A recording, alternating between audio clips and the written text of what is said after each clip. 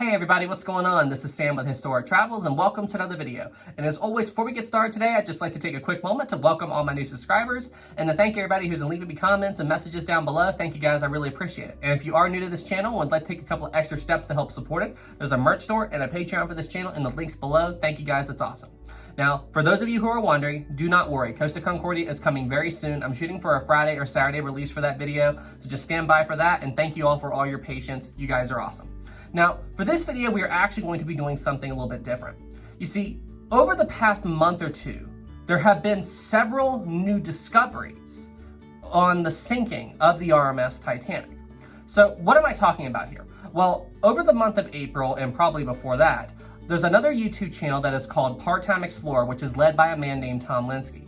And what he did, along with the team that wrote the Titanic book On a Sea of Glass, which I'm always talking about on this channel, they basically went back and analyzed the entire sinking of the RMS Titanic. They used evidence like testimony from the Titanic survivors and what they said they saw. They looked at evidence that was found on the Titanic's wreck, etc., and then they basically worked together and took all that information into account and tried to make the most accurate recreation of the sinking of the Titanic to date. And they made this whole video on it, and it's incredible, and I will highly encourage you to watch it. There's a link for that in the description as well. And when they were doing this, they actually discovered a few things that basically changed how we might possibly come to understand the sinking of the RMS Titanic. And for this video, I'm actually going to talk about 3 of those changes. 3 changes that I learned from that animation and listening to the live stream that they did on the 14th of April of last month that honestly, it stunned me. And based on what I know about the wreck site and what they said that they saw and learned from testimony of the survivors and their study of the wreck site, this is basically what they think is most likely what happened to the Titanic the night she sank. So yeah, come along with me on this ride while we actually go in and take a look at 3 key pieces of evidence or 3 big changes in the sinking of the RMS Titanic that was recently discovered, and quite possibly I honestly believe that what they found is exactly what happened to the Titanic the night she sank 109 years ago. Now, these 3 big changes that I was just talking about earlier, or discoveries as you might want to call them, occurred during the last 10 minutes or so during the ship's life, right before the final plunge was due to begin. Now, before we go into all that, just a quick disclaimer here. This video is not going to be an in-depth look at the last 10 to 15 minutes or so of the Titanic's life. I've already made other videos about that, and if you have not watched those videos yet, I encourage you to do so before you watch this one.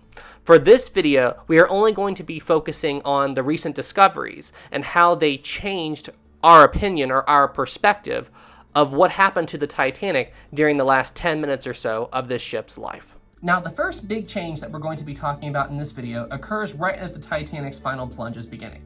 Now, for those of you who don't know, the Titanic throughout the course of the sinking had actually developed a very strong list to port throughout the course of the sinking, and most people, including myself, assumed that the ship never recovered from this port list and remained listing to port until the ship finally disappeared.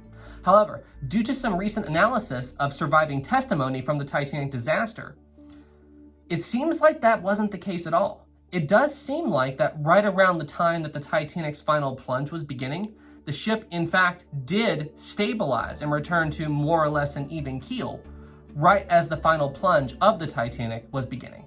There is testimony from several people who actually survived the RMS Titanic, and I believe Jack Thayer is among them, who actually discussed the fact that the Titanic did return to an even keel right before the final plunge was beginning.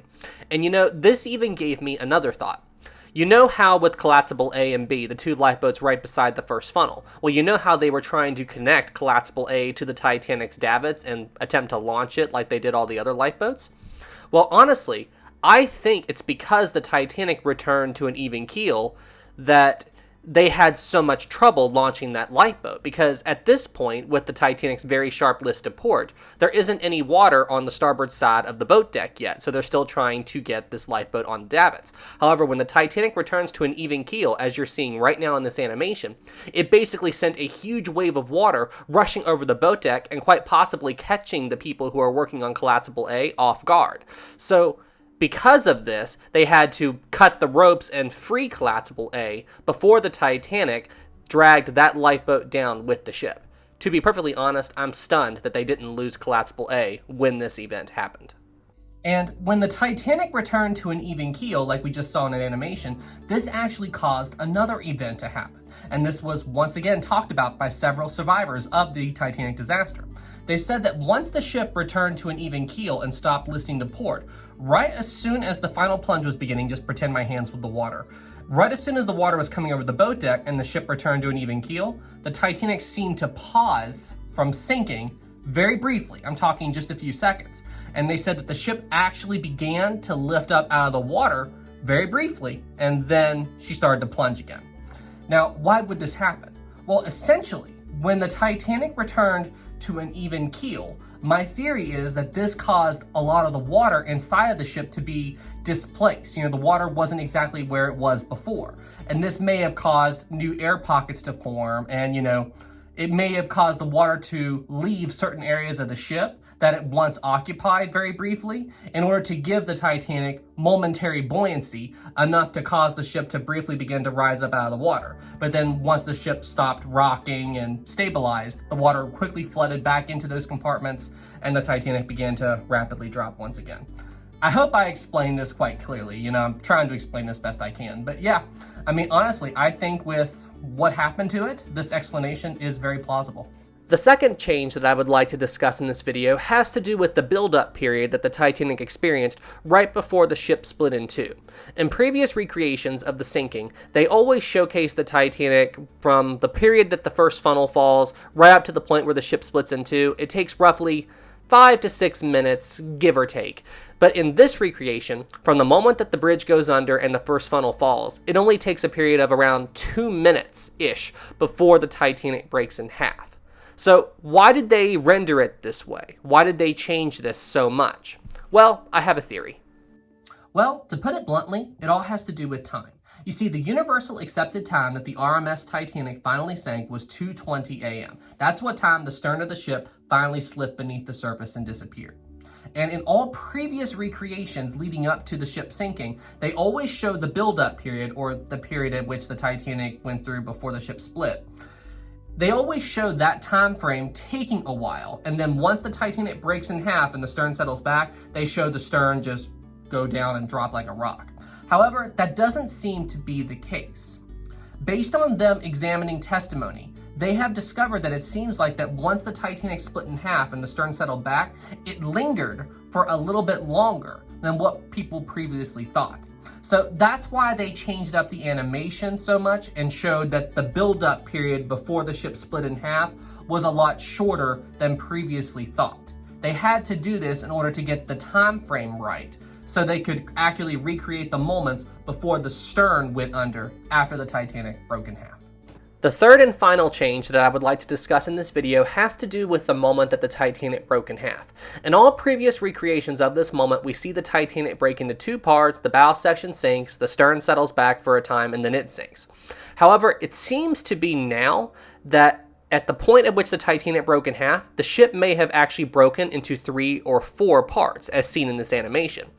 Once the Titanic broke in half, the stern section of the ship was massively structurally compromised, and it seems to be at this point that big chunks of the Titanic's stern superstructure in fact broke apart from the ship while on the surface and then broke away from the stern when they were on their way to the bottom.